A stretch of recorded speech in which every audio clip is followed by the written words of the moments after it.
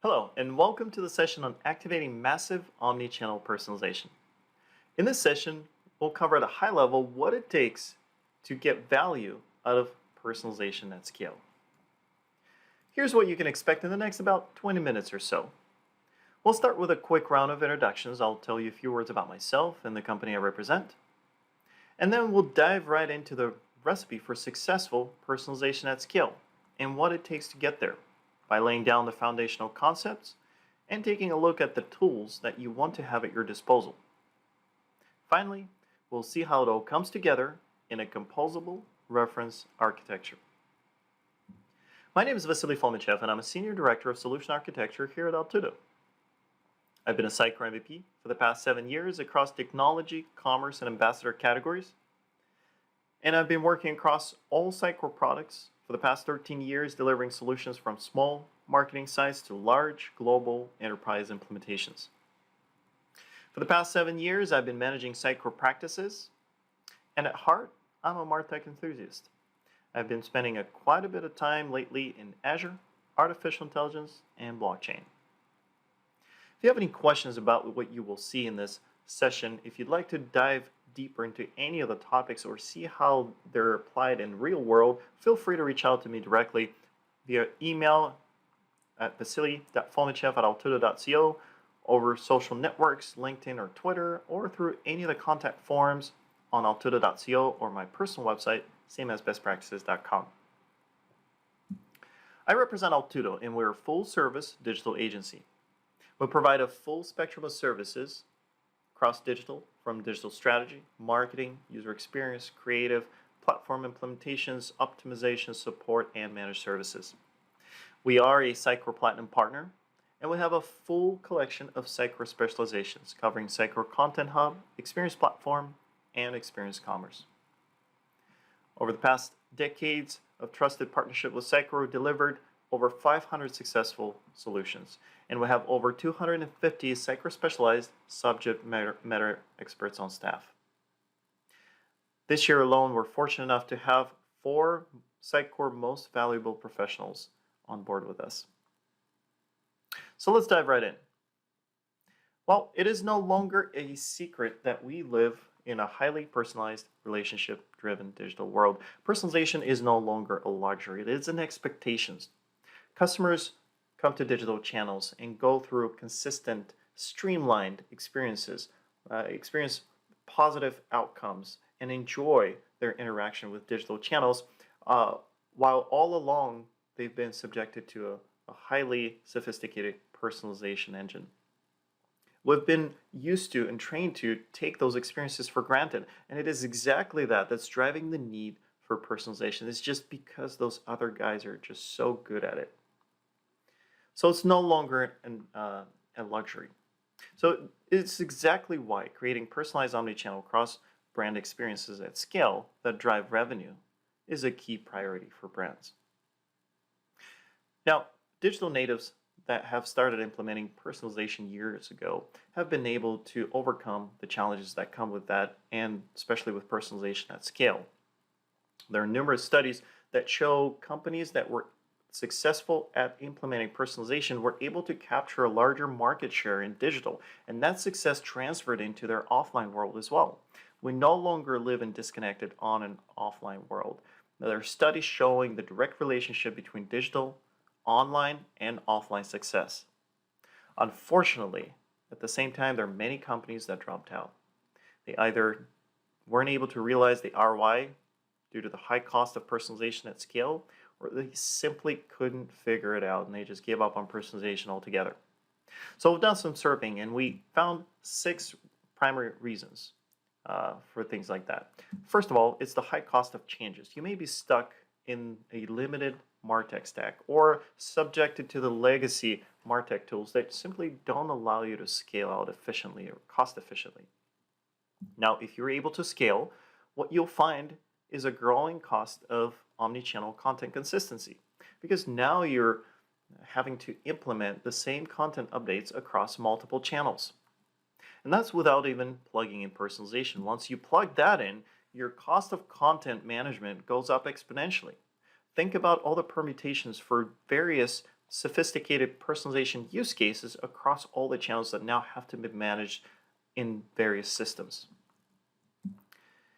Now, if you're able to overcome that, it's likely you'll find yourself at a place where you'll stop, pause, and calculate the cost of personalization, and realize that it's simply not worth it.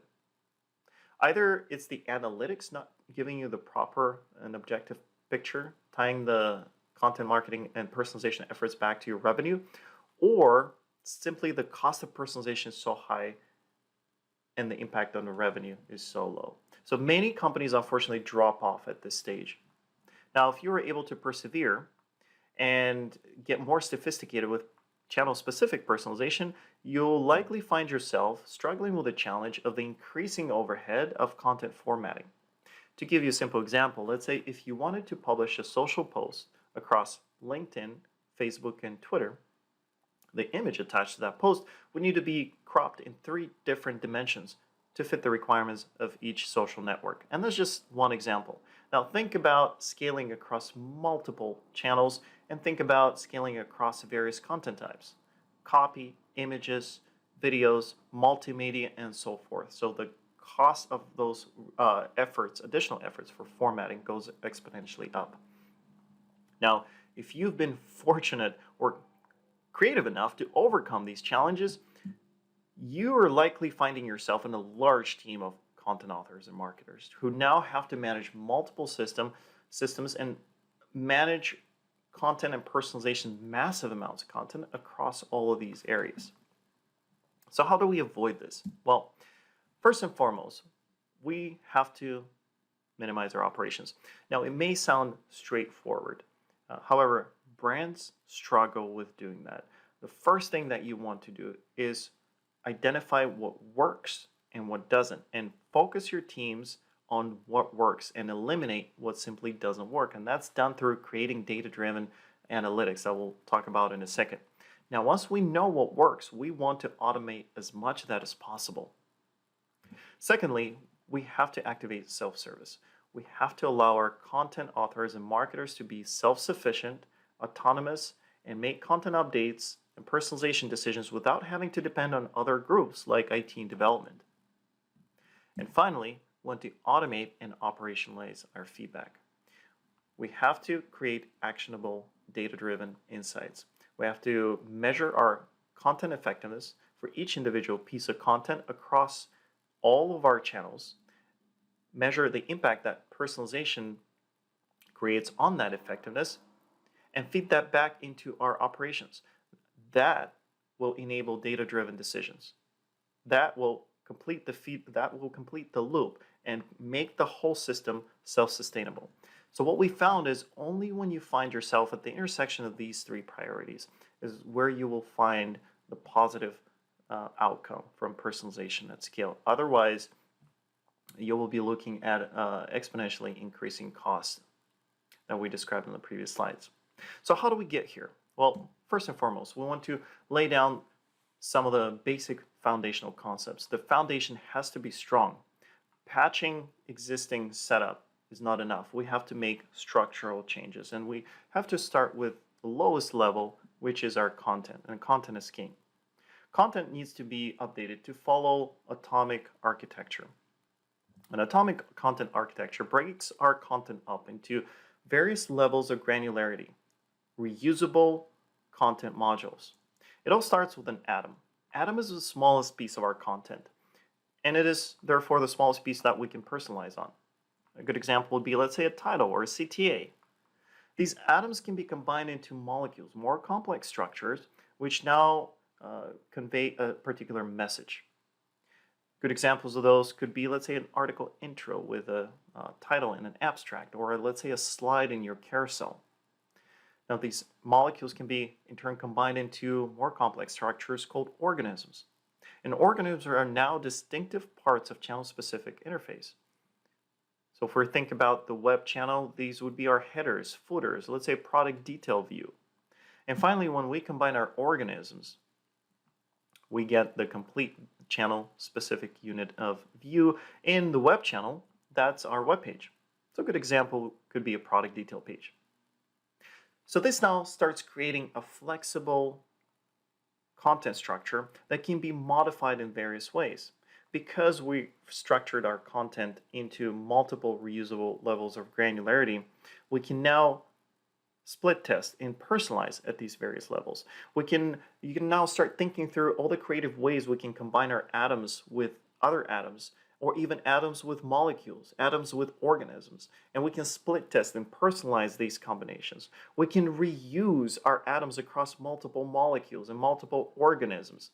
Now we can create intricate combinations of content that can be tested, personalized, and reused across all of our channels. And the best part about this structure is if we need to make a content update to millions of pages, let's say a title or an image that occurs across various channels, thousands of pages in various formats, all we have to do is go back to the atom where that image lives, make that update, and it's going to propagate across all of our channels, thousands of pages in various formats.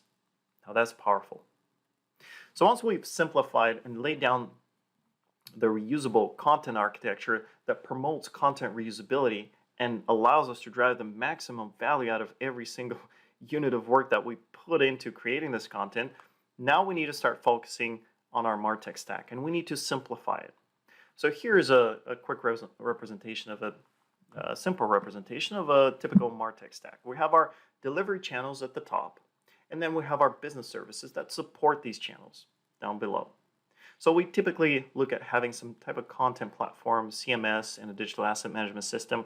We might have a customer service platform, some type of ticketing system. We would have our customer data in a CRM. Let's say if we're tied up with commerce, then we have an e-com platform.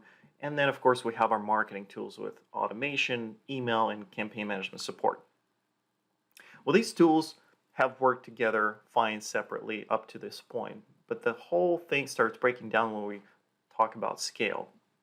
And the reason for that is that every system has its own way of doing things.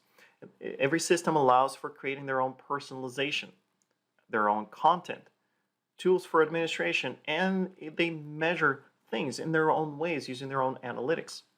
And it goes on and on and on. So when we start talking about scale, we run into a wall of incrementally increasing costs from managing consistency with personalization or decisioning and content, not to mention analytics that speak completely different languages across all these platforms. So it's almost impossible to merge all that and provide a proper view and proper reporting for what's happening in your martech stack. So where we want to end up is in a stack that has those pieces centralized. In reality, what you'll find yourself doing is simply stopping using the analytics in your content platform, for instance, not producing content in any of these platforms, but rather acquiring specialized systems to take care of that for you in a centralized location. So we would want to store our customer data in a customer data platform.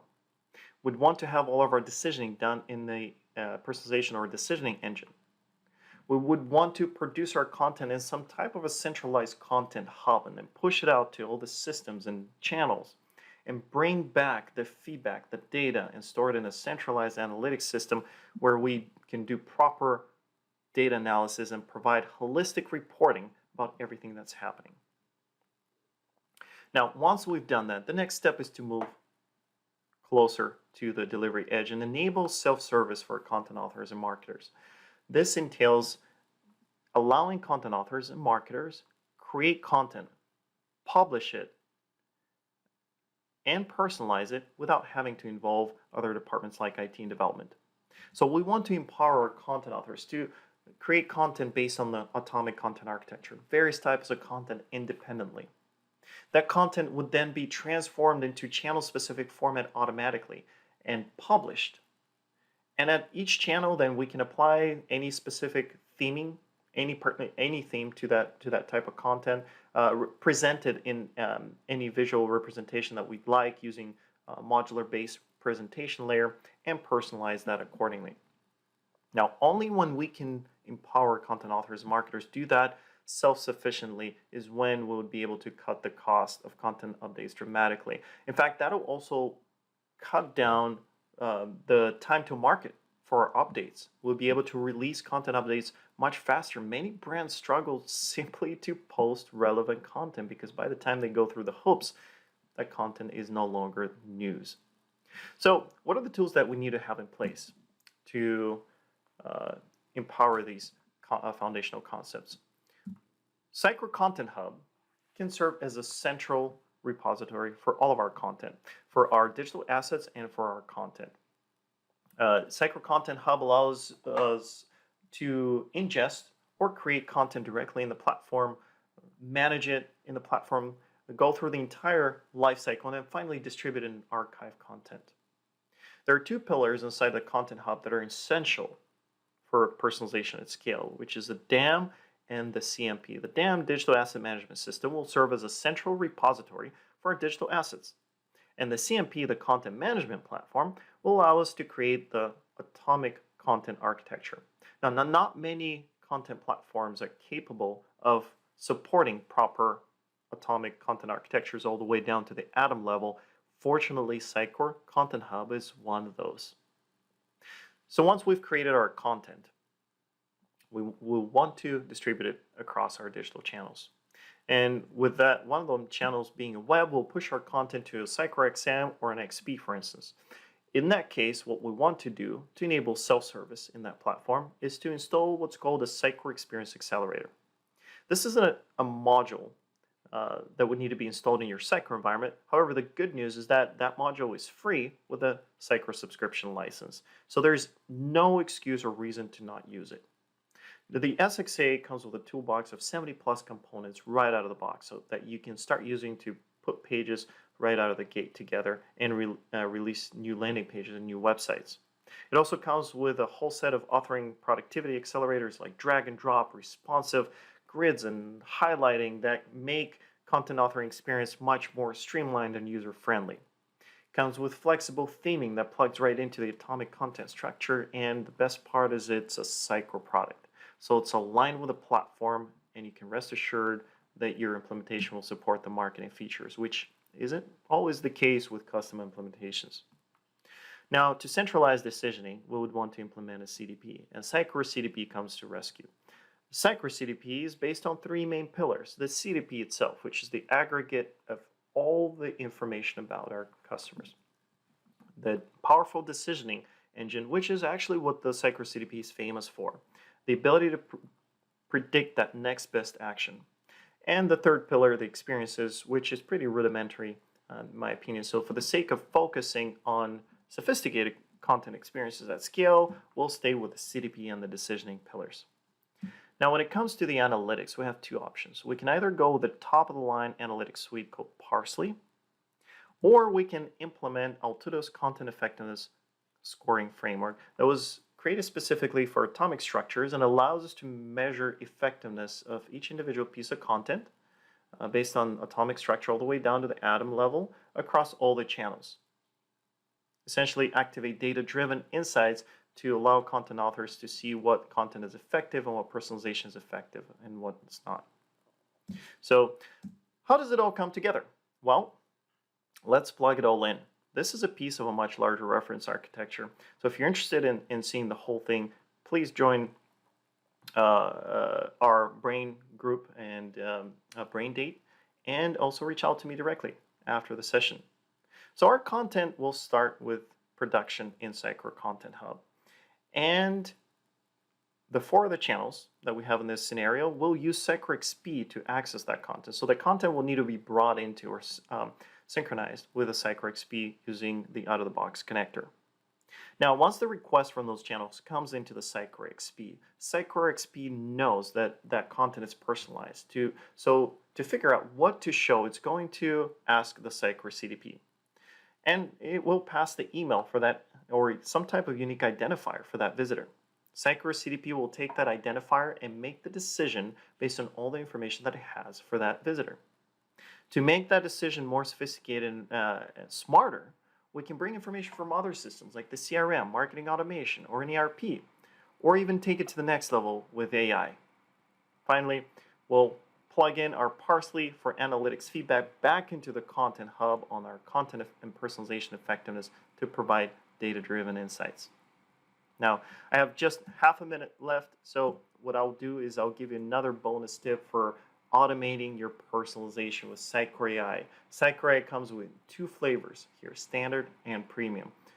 There is a difference in how those two work, however, both of them activate automated personalization. Now, if you have your own data analysts or data scientists, you can take advantage of what's called Sitecore Cortex. It comes with some basic predictive capabilities for personalization and segmentation, but you can use this to customize it and plug in your own machine learning models to make the platform fit exactly to your business requirements. And with that, I'd like to thank you for your time. If you have any questions, again, feel free to reach out to me directly. Thank you very much for your time and enjoy the rest of the symposium.